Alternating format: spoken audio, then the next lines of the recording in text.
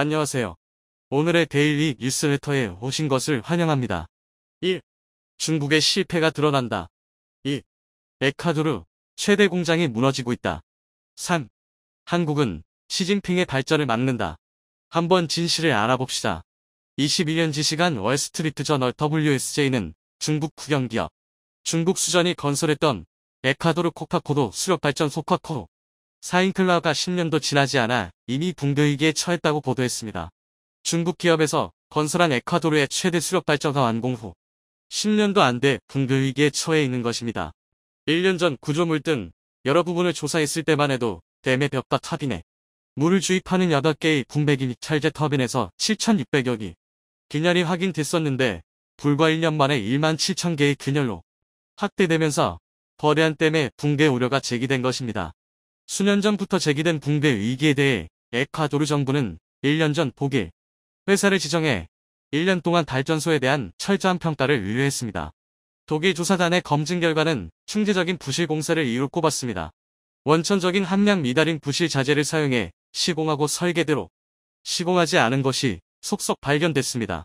균열은 1mm부터 38cm에 이르기까지 다양한 크기로 나타났는데 특히 38cm 크기의 균열들은 보는 조사관들을 경악하게 할 정도로 엄청난 것이었습니다. 이미 붕괴의 전 단계가 이루어지고 있다는 것이 조사관들의 지적입니다. 에콰도르 정부는 조사에 대한 보고서에서 콘크리트는 강도가 함량 미달이었고 중국산 철강의 품질은 최하급품이 사용된 것을 지적했습니다. 페르난도 산토스 에콰도르 전 에너지부 장관은 디아로고 디알로고와의 인터뷰에서 이는 중국 건설사의 충체적인 부패 사슬이 어느 정도라는 것을 증명한다. 고 중국을 강도 높게 비난할 정도였습니다. 에콰도르 건국 이후 최대 건설 프로젝트였던 코카코도 수력발전소는 에콰도르가 27억 달러 3조 3천억 원의 건설비 중 85%를 중국 개발은 행신오이드로에서 26.9%에 빌려 중국 업체에서 건설했습니다. 지난 2010년부터 2016년까지 6년가량 수백 명의 중국인 노동자가 동원돼 공사가 진행됐는데 초기부터 문제점이 감리사로부터 지적되곤 했지만 중국 건설업체 측은 공사 중인 상암에서 나오는 일반적인 문제라며 일축하고 공사를 강행했습니다. 그러나 이후 완공된 초기부터 허술하게 공사된 부분이 잇따라 발견되며 부실공사라는 지적이 제기되곤 했습니다. 수도 키토에 있는 산프란시스코 대학의 공학자 파브리시오 에페스는 모든 것을 다 잃을 수 있는 상암이라며 댐이 당장 내일 무너질지 혹은 몇 개월 후에 무너질지 알 수가 없다고 했습니다. 에콰도르 정부는 이 같은 하자가 모두 해결돼야 한다는 입장을 중국 측에 전달했지만 중국 측은 부실공사와 함량 미달 자재 사용을 부인하고 있는 상태입니다. 중국은 균열 문제를 해결하기 위해 수차례 수리 작업에 나섰지만 모두 실패하면서 현재는 정상적인 운영이 불가한 상황입니다. WSJ는 에콰도르 외에도 다른 국가에서도 비슷한 피해 사례가 잇따르고 있다고 전했습니다. 파키스탄은 중국 기업이 건설한 닐룸 젤룸 수력발전소에서 지난해 에콰도르와 마찬가지로 터빈에 물을 공급하는 터에 심각한 많은 균열을 발견하면서 가동을 중단시켰습니다. 발전소가 완공된 지 4년 만에 중단되면서 파키스탄 정부는 매달 4,400만 달러와 544억 원의 비용을 추가로 부담하면서 가뜩이나 국가 부도를 염려하고 있는 상황에서 곤혹스러워하고 있습니다. 또 중국 기업이 지난 2019년 나일강에 건설한 우간다 수력발전소에서도 수천 개의 균열과 500개 이상의 결함이 발견돼 운영이 중단됐고 또 다른 수력발전소는 건설 중 균열을 비롯해 불량 케이블 설치 등이 발견되면서 완공 시기가 3년이나 연기됐습니다. 물론 중국은 해외뿐만 아니라 자국 내에서도 불법 건축이나 부실 공사로 악명이 높습니다. 중국에서 공사 기간 단축을 위한 조립식 건물이 늘어나면서 콘크리트와 철근 대신 양철통이나 스티로폼 등으로 빌딩 벽을 채우는 부실 공사 현장들이 속속 적발되고 상상을 초월한 건물 붕괴 사고가 잇따르면서 중국인들조차 불안해하고 있지만 근절되지 않고 있는 것이 현실입니다. 중국에서는 부실하게 지은 건물이 두부처럼 무너져 내리는 것을 두부공정이라고 부르는데 최근 이 같은 붕괴 사고가 곳곳에서 잇따르고 있습니다. 얼마나 심각한 상황인지 몇 가지만 간추려봤습니다. 지난해 5월 29일 중국 후난성 창사주 상복합 건물 붕괴 사고가 발생해 많은 창사의 학원이 돼 학생들을 포함해 최소 62명이 사망했습니다. 중국 매체와 창사시 발표, 현지 언론 보도를 종합하면 무너진 건물은 건축 당시만 해도 상업시설과 주거시설이 섞인 주상복합시설로 상인과 세입자가 살고 있는 6층이었지만 2018년 8층으로 증축된 것이 사고 원인으로 보인다고 발표했습니다. 중국은 건물의 숫자만큼 공사 속도도 빠르기로 유명합니다. 건축물의 중량은 기초 지반의 변형을 일으키기 때문에 위로 계속해서 짓기 위해서는 콘크리트 경화 등 일정 시간이 필요하지만 최근 중국에서는 공사기간의 단축을 위해 무리한 공사를 강행하는 안전성 문제가 불거지고 있습니다. 지난 2015년에는 중국의 한 건설사가 57층짜리 건물을 19일 만에 완공해 화제가 되기도 했습니다. 우리나라로 치면 63빌딩 정도의 건물을 3주 만에 지은 셈인데 건설사는 콘크리트 건조 과정이 필요 없는 조립식 공법으로 공사기간을 단축했다며 규모 구의 강진도 견딜 수 있다고 주장했지만 건물의 안전성에 대한 우려는 끊임없이 제기되고 있습니다. 이런 우려는 실제 사고로 이어지기 때문에 아무리 건설업체가 안전하다고 해도 주민들은 믿지 않고 있습니다. 2021년 5월 중국의 초고층 75층 SEG 플라자가 설계상에 허용된 일정치보다 좌우로 크게 흔들리면서 수천 명의 주민들이 대피했던 사고가 있었습니다. 1999년 9월에 준공된 이 건물은 건축 당시 2월 7일마다 한 층씩 올라가는 엄청난 속도로 공사가 진행돼 안전에 대한 우려가 크던 건물인데 건물이 흔들린 이유는 아직 밝혀내지 못하고 있습니다. 아파트 외벽이 과자처럼 바스러지거나 현관문을 골판지로 만드는 등 부실 공사 현장이 속속 드러나면서 상상을 초월하는 중국식 건설 관행의 우려의 목소리는 보통이 아닙니다. 지난 2016년 휘몰아친 강풍에 중국 헤이퉁장성 하얼빈시 무려 3,000세대의 아파트 지붕이 종이장처럼 날아가는 사건이 발생했고 주변의 일반 주택 700여 채 토기와장이 날아가거나 아예 무너져 내리는 참사가 발생했습니다. 또한 2019년 9월 상하이의 한 17층 규모의 아파트가 통째로 쓰러지면서 전 세계에 충격을 준 이 사고는 강풍에 의해 쓰러졌다고 알려져 있지만 실제는 지하 주차장 공사를 하다가 발생한 사고입니다. 지난 2015년 중국 남서부 구이저우성 주니시에서는 9층짜리 아파트의 절반이 쪼개도 무너져 내렸고 같은 해 9월 중국 헤이퉁장성 하얼빈시에서는 멀쩡한 아파트의 2층에서 6층까지 순식간에 한쪽 부분이 완전히 무너져 내렸으며 2016년에는 층과 층 사이가 콘크리트가 아닌 조립식 패널로 만들어진 건물이 통째로 무너지기도 했습니다. 2021년 중국 푸젠성에서는 코로나19 감염증과 관련한 격리 시설로 이용되고 있는 10층의 호텔 붕괴 사고가 있었습니다. 2020년 8월 중국 산시산서 성림편린분시의 한 대형 식당의 붕괴로 수십 명이 사망했고 2019년에는 우시 시강루의 고가도로가 붕괴되기도 했습니다. 지난 2008년 스완 대지진 당시에도 무너진 학교 3천여 개가 철근 없이 공사한 걸로 드러나 논란이 됐습니다. 건물의 잔해에서 콘크리트와 철근 대신 식용유통과 양철통들이 대거 발견됐는데 건물 기둥의 중심에는 스티로폼이 들어있었고 주변 철근도 매우 가는 것을 사용했습니다. 2014년 중국의 퍼마 팽유시에서는 5층 아파트가 붕괴하는 사고가 발생했는데 항저우 토목 및 건설인 연합의 부비서관 첸 슈웨이첸 수의원은 평화시 붕괴 사건은 앞으로 일어날 비극의 시작일 뿐이라 경고했습니다. 슈웨이는 중국의 부동산 호황기 1980-90년대에 건설된 대부분의 주택 건물들이 기준 이하의 품질로 부실 시공되었다며 위험이 가시화될 가능성이 아주 높다고 전망했고 실제 그의 예견은 적중하고 있습니다. 중국 전역에서 발생하는 크고 작은 붕괴 사고는 매년 수백 건에 달하고 있는 실정입니다. 물론 중국의 부실공사처럼 건물이 붕괴되는 정도는 아니라고 해도 우리나라 역시 부실공사에서 자유롭지 못합니다. 부실공사는 후진국형인데 선진국이라고 하는 한국에서 수십 년 동안 부실공사는 관행으로 이어져 오고 있습니다. 아파트나 건물 부실공사는 아무리 이해하려고 해도 이해되지 않습니다. 먼저도 말씀드렸지만 제가 토론토에 살면서 아파트 완공 후 부실공사로 소동이 벌어졌다는 얘기는 수십 년 동안 들어본 적이 없습니다.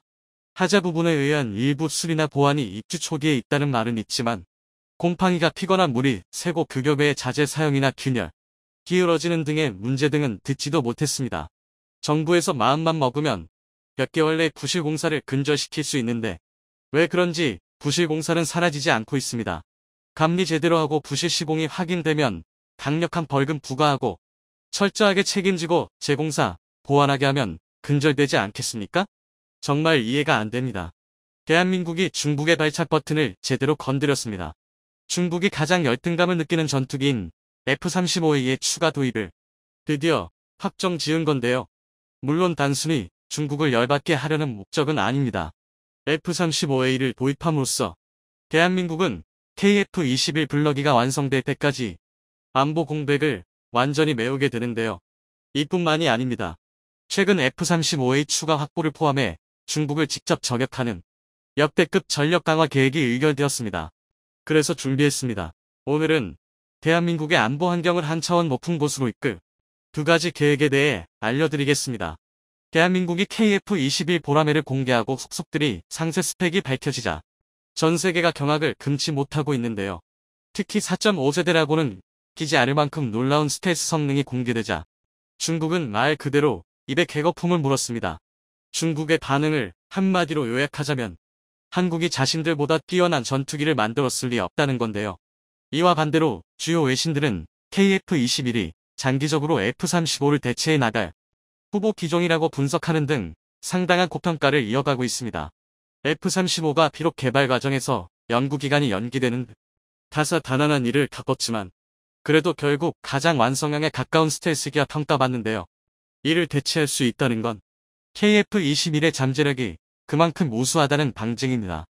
오죽하면 이런 고평가에 중국이 잔뜩 열받았는지 KF-21이 공개된 지 고작 사흘 뒤에 웨이보, 틱톡 등 각종 중국산 SNS에는 J-35 사진과 영상이 올라오기 시작했는데요. 그것도 마치 우연히 J-35 기체를 발견한 것처럼 일반 시민의 계정을 통해 훈련 장면 등이 공개되었습니다. 이는 전형적인 중국식 프로파간다 수법인데요. 잠시 중국의 입장에 비의하자면 대국인 중국은 한국이 만든 KF-21 따위에 전혀 신경 쓰지 않지만 그보다 뛰어난 전투기를 만들긴 했다는 식으로 비공식적으로 은연중에 정보를 흘리는 것입니다. 정말 졸렬하기 짝이 없는 행동인데요. 여기서 재밌는 건 그런 주제에 공개된 J-35가 전문가도 헷갈릴 만큼 F-35를 빼다 박았다는 것입니다. 실제로 J-35는 단순한 외형부터 레이더 배치, 심지어 파일럿에게 비행 정보를 표시하는 내부 HUD까지 F-35를 고스란히 베꼈는데요. 물론 겉모습이 닮았다고 속까지 같지는 않습니다. 특히 가장 큰 문제는 엔진인데요. 아직 개발 단계인 J-35 초기형에는 러시아 미그 29의 RD-33 엔진을 모체로 한 RD-93의 카피품인 WZ-13이 탑재되었고 최종적으로는 WZ-13에서 추력이 3톤가량 늘어난 WZ-19가 탑재되었습니다. 얼핏 봐도 어질어질할 정도로 복잡한 게 족보인데요. 결국 정리하자면 J-35의 엔진은 러시아 미그 29 엔진의 카피품이라는 것입니다.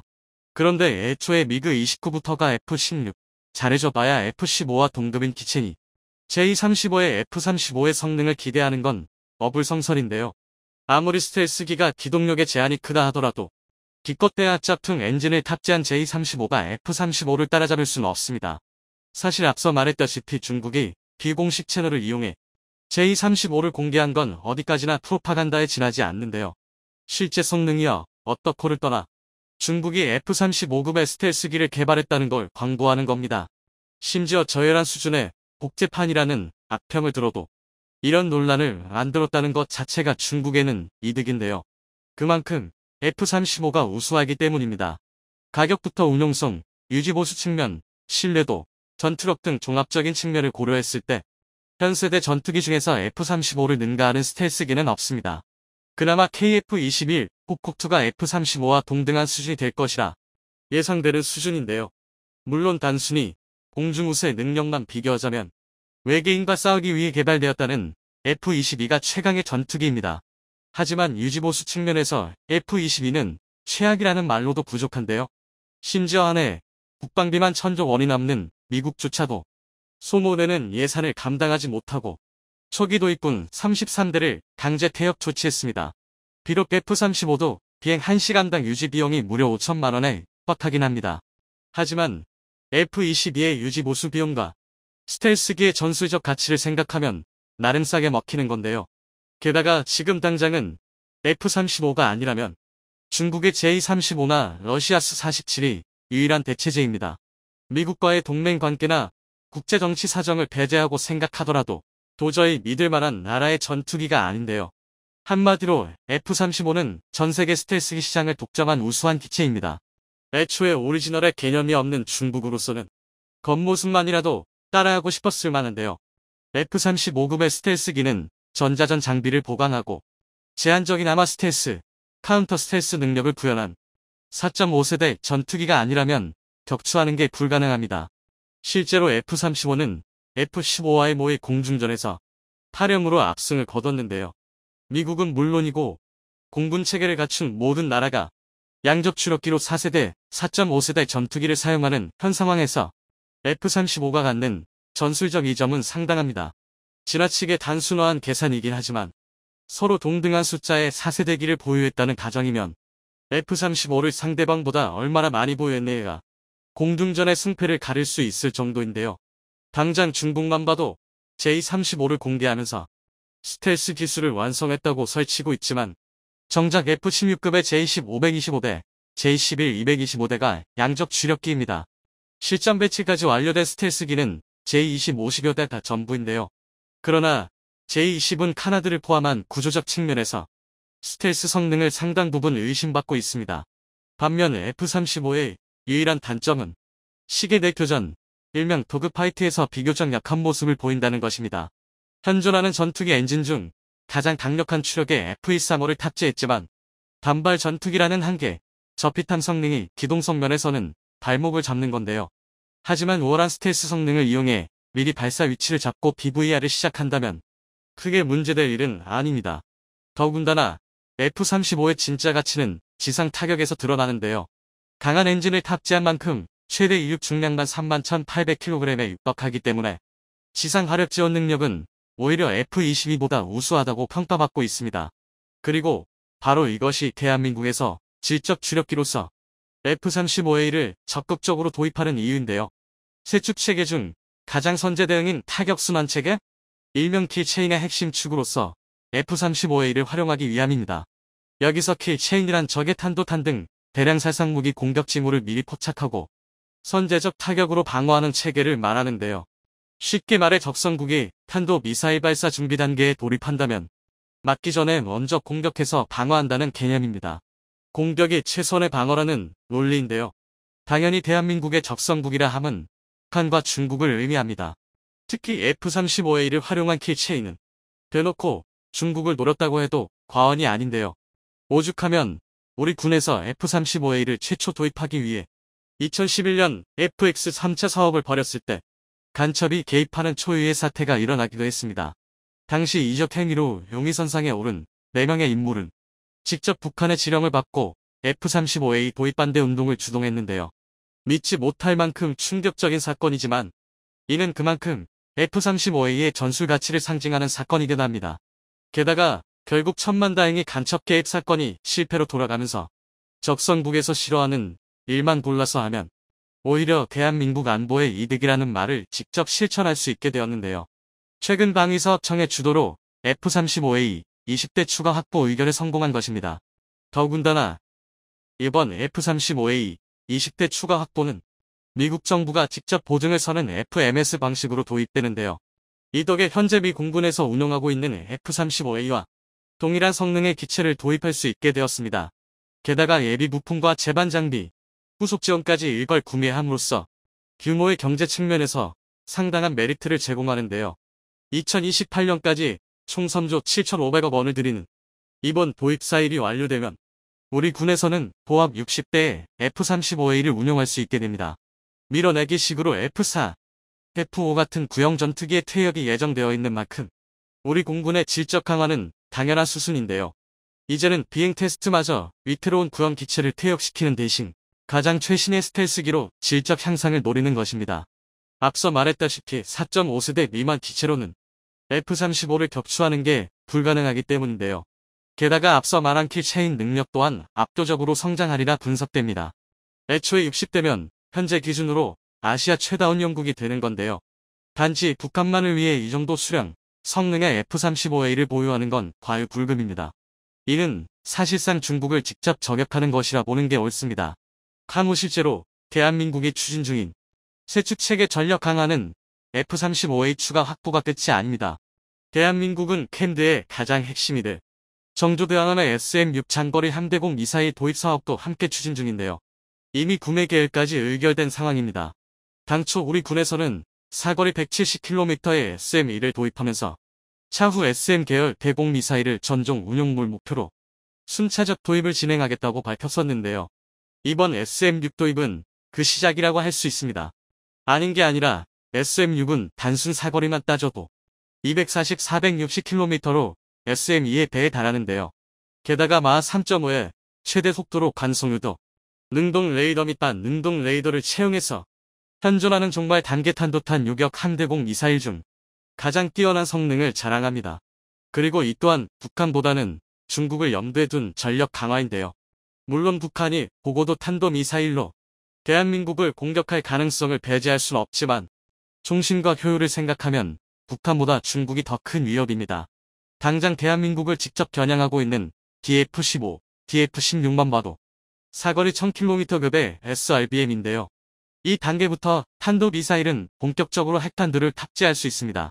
중국이 한국을 겨냥해 배치한 1인 DF-15, DF-16만 몰이 1000여 대에 달하는데요. 즉 SM-6 도입은 대한민국의 방어 차원에서 꼭 필요한 일입니다. 당하고 나서 하소연해봐야 아무 소용 없다는 걸 우리는 6월 25일 전쟁부터 우크라이나 전쟁까지 너무나 뼈저리게 느끼고 배웠는데요. 이를 통해 배운 교훈으로 이제 대한민국은 직접적으로 중국을 견제하고 있습니다. 혹자는 지나치게 노골적인 군사적 행보가 외교적으로 악영향을 끼칠 것이라 걱정하지만 이미 중국이 노골적으로 대한민국에 대한 야욕을 드러내는 만큼 어쩔 수 없는 일인데요. 오직 대한민국도 마땅한 자세를 취하고 이에 부족함이 없기만을 바랄 뿐입니다. 최근 우크라이나 상황이 장기전으로 돌입하면서 국제사회가 의견을 대립하고 있습니다. 장기간의 군사적 대치 상황으로 글로벌 공급망과 에너지난이 유발되는 가운데 누군가는 이번 일로 많은 이익을 보고 있고 누군가는 또 커다란 손해를 보고 있어 같은 동맹국 굴에 있지만 갈수록 의견 차이가 생길 수밖에 없습니다. 최근엔 한국이 안보 위협을 느끼는 유럽과 중동 등 전 세계를 대상으로 방산무기 수출을 늘려가자 일부 국가들에선 우크라 상황으로 방산대국이 된 한국이 우크라의 군사물자를 직접 지원해야 한다는 황당한 주장까지 나오고 있는 상황입니다. 미국과 유럽 등 주요 서방 국가들이 우크라이나에 직접적인 무기 지원을 하는 이유는 인도적인 지원이 아니라 동유럽과 붙어 있어 유럽 대륙과 생활권을 공유하는 우크라이나가 러시아에게 넘어간다면 유럽의 안보 불안과 국방비용 증가 등 여러가지 계산에서 불리하기 때문에 직접적인 지원에 나서고 있습니다. 이에 반해 한국은 우크라이나에게 직접적인 빚이 없으며 우크라이나가 한국전 참전국도 아니지만 현재까지 도의적으로 방탄 헬멧과 구원품 등 비살상 물자를 지원해주고 있습니다.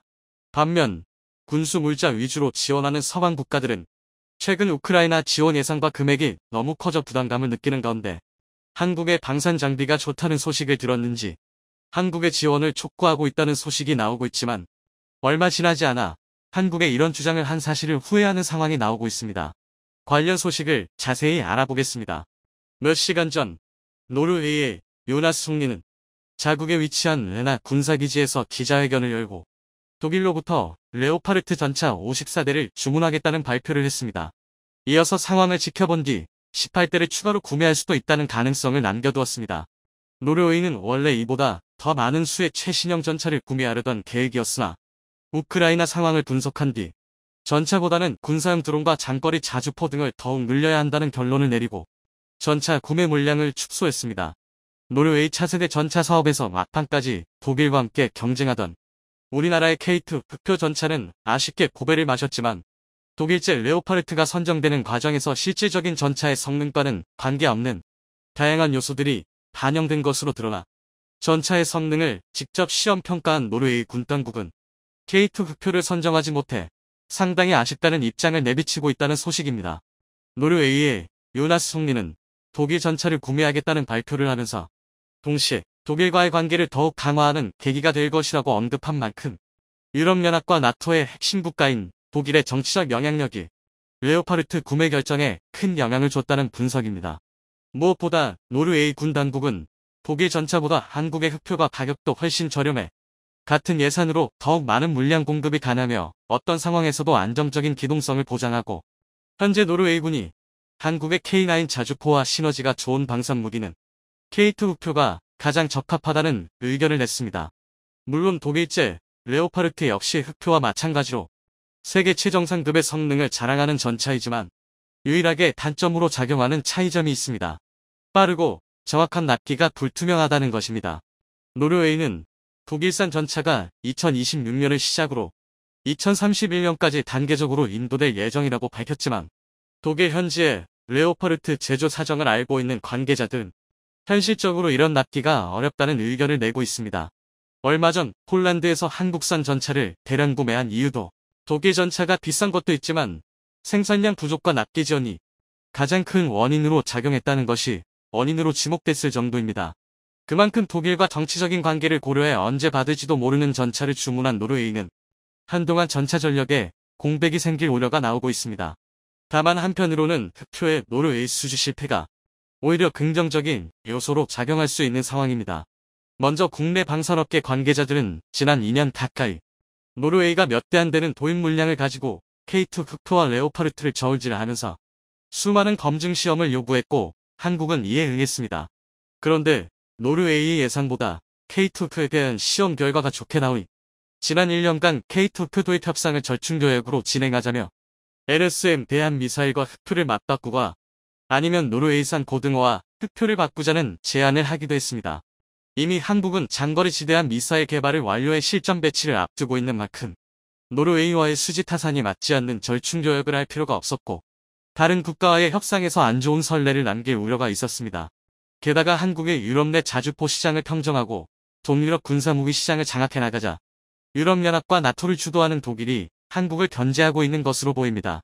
이번 노르웨이 전차 사업 결과를 보아도 그렇고 현지의 독일 언론사들은 일제히 세계 무기 수출 4위를 눈앞에 두고 있는 한국이 이번 우크라이나 상황에 가장 많은 반사 이익을 보았다며 도의적으로 우크라이나에 대한 무기 지원에 나서야 한다는 주장이 나오고 있습니다. 하지만 한국 측에서 이에 동의할 수 없는 이유가 있습니다. 먼저 한국의 무기 수출은 현재 생산량이 턱없이 부족한 미국과 독일 등 기존 방산 강국들이 공급난에 빠져 있는 상황에 유럽의 안보를 지켜주기 위한 담비 같은 존재가 되었는데 이는 전 세계 유일한 분단 국가인 한국이 외부 세력의 국방과 안보를 맡기지 않고 자주 국방을 이루기 위해 끊임없이 군사기술 연구개발에 투자한 결과입니다. 무엇보다 한국이 경제적으로 어렵던 시절부터 이뤄낸 자주 국방의 결과물이 지금 우리나라를 지키고 있는 자주포와 전차병력, 잠수함과 전투기, 엄청난 화력의 미사일입니다. 한국의 이런 세계 정상급 첨단 전략 자산은 세계에서 가장 빠르게 가장 많이 만들 수 있습니다.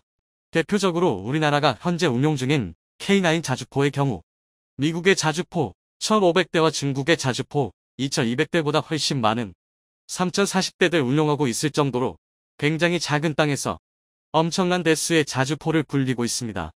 3000대가 넘는 자주포를 전부 관리하기 위해선 매년 실전 같은 훈련으로 즉각적인 전투 투입 준비가 되어 있는 것은 물론 수리와 유지관리 등 지속적인 정비가 필수적이며 생산 능력 또한 갖춰야 합니다.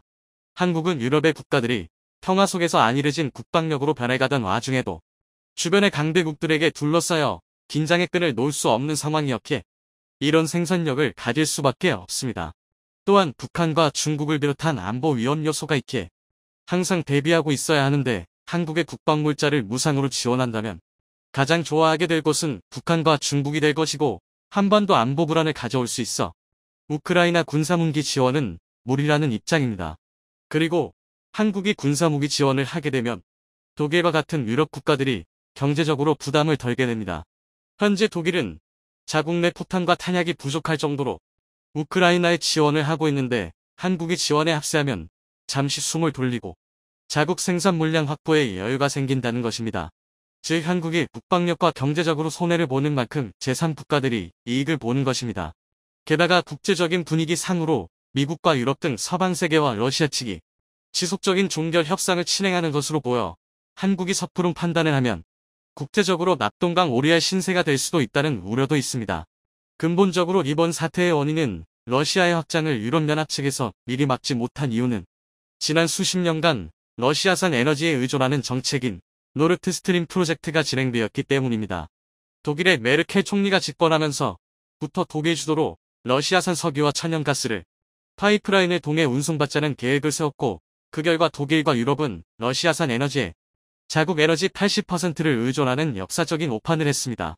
유럽 대부분의 국가들은 나토에 속해 있고 나토의 핵심은 러시아를 군사적으로 견제하는 것인데 군사적 대척점에 있는 러시아에게 국가의 에너지 주권을 내어주게 된 것이 러시아가 유럽 영향권 안에서 마음대로 할 수 있는 자유이용권을 준 것과도 같습니다. 푸틴 역시 사태 초반에 유럽이 우크라이나를 지원한다면 유럽으로 가는 천연가스와 석유를 끊을 것이란 엄포를 놓은 것만 보아도 이번 일의 근본적인 원인 제공은 유럽이 했다는 것입니다. 결과적으로 러시아를 막지 못한 유럽으로 인해 전 세계적인 에너지 가격 폭등이 일어났으며 군사적 충돌로 여러 국가가 손해를 보고 있는데 왜 이제 와서 한국에게 방산물자를 지원 안 하는 것인지 납득할 수 없는 상황입니다. 한국은 이미 주변의 강대국들로 자주 국방을 하기에도 부족하며 현재 빠르게 납기할 수 있는 유일한 군사 장비인 한국산 장비가 탐난다면 정당한 가격과 대가를 지불하고 구매해야 할 것이며 무상 지원과 같은 무리한 요구는 지양해야 합니다. 최근에 나토 사무총장도 한국에 방문하여 나토와 유럽 국가들이 자신들의 힘만으로 우크라이나를 지원하는데 많이 부족하다며 한국 정부를 향해 군수물자 지원을 촉구했다는 사실이 미국 월스트리트 저널에 의해서 알려졌습니다. 그런데 나토와 유럽의 요구 사항을 듣다간 한국은 또 다른 지정학적인 위기를 맞이할 수도 있습니다.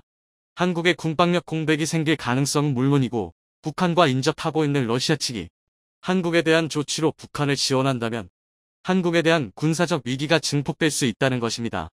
만약 이런 상황이 되어도 유럽에서 책임질 가능성도 매우 낮습니다. 따라서 한국은 군사 무기를 직접적으로 지원하기보단 방탄 헬멧이나 의료용 군수 물자 등을 지원하는 방향이 좋을 것입니다. 이번 노르웨이 전차 사업의 흑표가 아니라 레오파르트가 선정됐지만 노르웨이가 차세대 주력 전차를 시험하는 과정에서 2배 가까이 저렴한 흑표가 성능적으로 레오파르트를 압도하는 부분도 있어 전 세계의 흑표의 우수성을 알리게 되는 계기가 된 것은 물론이고 노르웨이 군 당국은 흑표를 원했지만 정치권에서 독일과의 관계를 고려해 전차를 선정한 것으로 오히려 다른 국가에서 K2 흑표를 선정할 때 성능과 기술력만큼은 레오파르트와 비벼볼 만한 압도적인 전차로 인식하게 되었습니다. 따라서 앞으로 더욱 커져갈 글로벌 전차 시장에 흑표가 더 좋은 성과를 낼 가능성이 높아지고 있습니다.